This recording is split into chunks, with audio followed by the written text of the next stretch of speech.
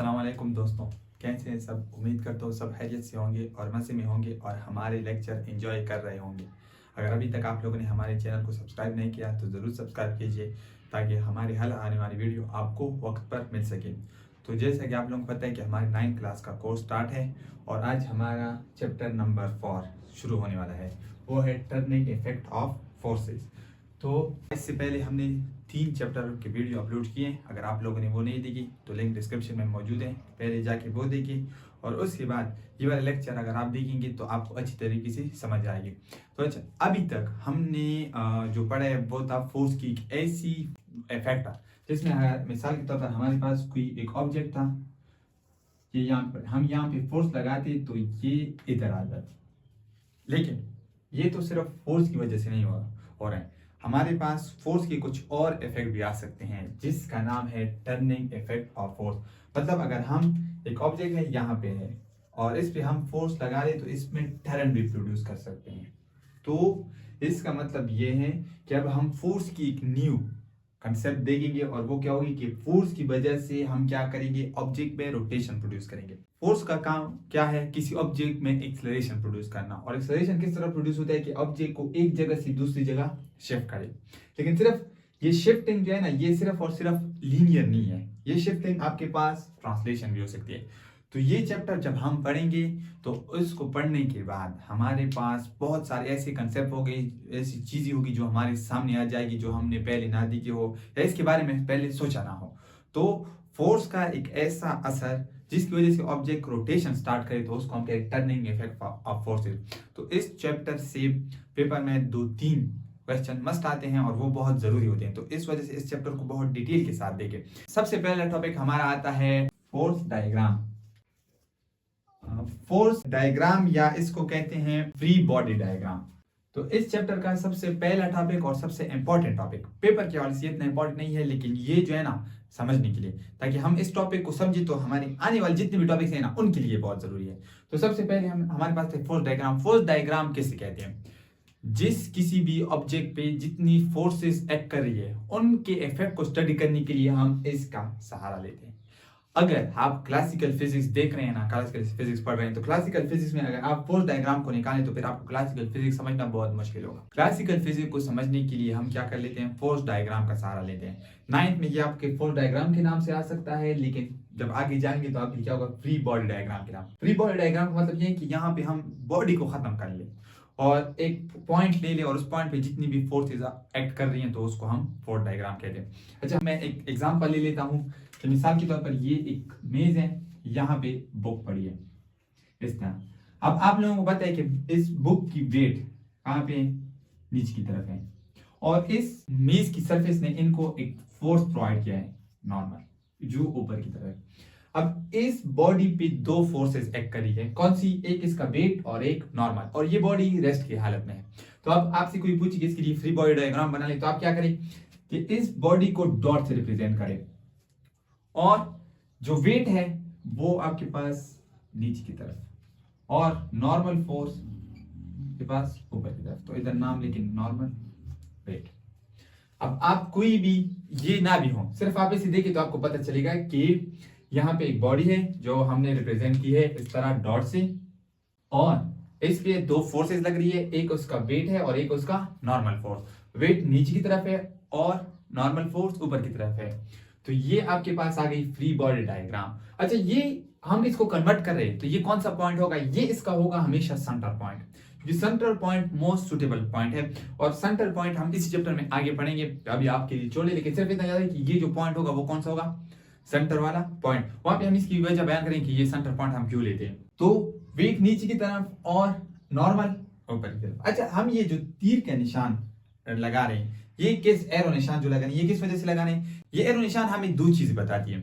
एक, हमें इसकी जो हेड है, ये वाली हेड हमें बताती है डायरेक्शन कि ये फोर्स इस डायरेक्शन में लग रही है।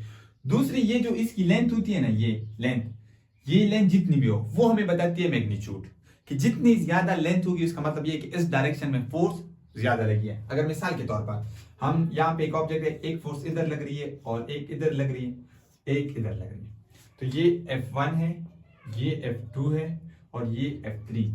तो हम अब सिर्फ डायरेक्ट देख लेंगे तो आप बता देंगे कि ये ऑब्जेक्ट जो है ना इस डायरेक्शन में मोशन करे, क्योंकि इस डायरेक्शन में फोर्स ज्यादा लग रही है। तो फ्री बॉडी डायग्राम का ये फायदा है कि अगर यहाँ पे इस बॉडी पे बहुत ज्यादा फोर्स एक्ट करें, हमें पता नहीं चल रहा है कि क्या हो रहा है कुछ हो रहा है, तो अपनी स्टडी को आसान बनाने के लिए, इफेक्टिव बनाने के लिए हम फोर्स डायग्राम का यूज करते हैं, ताकि किसी ऑब्जेक्ट पे जो फोर्स लग रही है वो किस डायरेक्शन में लग रही है, क्या असर दिखा रही है, और वो समझने के लिए हम किस चीज का मदद लेते हैं, फ्री बॉडी डायग्राम। तो अब फ्री बॉडी डायग्राम क्या है कि आप किसी ऑब्जेक्ट पे फोर्स लग रही है वो आपको आसानी से समझ आ सके, और किस तरफ पे लग रही है और उसका इफेक्ट क्या है, तो उसके लिए हम यूज करते हैं फोर्स डायग्राम। तो फोर्स डायग्राम की समझ आ गई। तो अब आपके पास अगर कुछ और एक इस तरह एग्जांपल हो कि एक ऑब्जेक्ट इधर लग रही है, एक फोर्स इधर लग रही है, एक इधर लग रही है और एक इधर, तो अब ये F1 है, ये F2, F3 और F4 ऐसा ऑब्जेक्ट है जिसपे कितनी फोर्सेस लग रही है, 4 फोर्सेस लग रही है,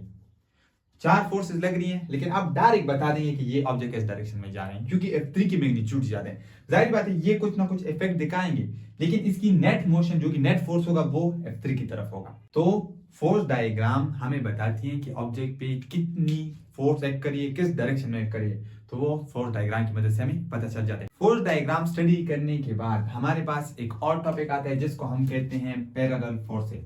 अच्छा, पैरेलल फोर्सेस को समझने से पहले अगर आप पैरेलल लाइंस को समझे तो फिर आपको पैरेलल फोर्सेस की डेफिनेशन अच्छी तरीके से समझ आए। तो पैरेलल लाइंस कैसी लाइंस होती हैं कि ऐसी दो लाइन जिनके दरमियान हर पॉइंट पे डिस्टेंस क्या हो, सेम हो, किसी भी किस्म की चेंज ना आ रही हो, तो इसको हम कहते हैं पैरेलल लाइन। जैसे आपके पास अगर आप डेली लाइफ में एग्जांपल ले ले तो रेल की जो पटरी है, रेलवे ट्रैक, वो आपके पास एक पैरेलल हो गया। अब पैरेलल फोर्स का मतलब क्या है कि दो फोर्स इस तरह कि उनका लाइन ऑफ एक्शन सेम आ रहा हो, मतलब उनके अगर ये ऑब्जेक्ट है यहाँ पे एक फोर्स लगी तो इसका लाइन ऑफ एक्शन ये आ रहा है और इन पे कुछ फर्क नहीं पड़ रहा, और दूसरी आप यहाँ पे लगा लें तो ये देखिए इनका लाइन ऑफ एक्शन सेम आ रहा है, ये और ये लाइन ऑफ एक्शन जिस डायरेक्शन में इमेजिनरी लाइन होती है जिधर फोर्स लगती है, तो वो अब आप देखिए ना तो इनके दरमियान किसी भी पॉइंट पे डिस्टेंस कम नहीं हो रही, तो इसको हम कहते हैं पैरेलल फोर्सेस।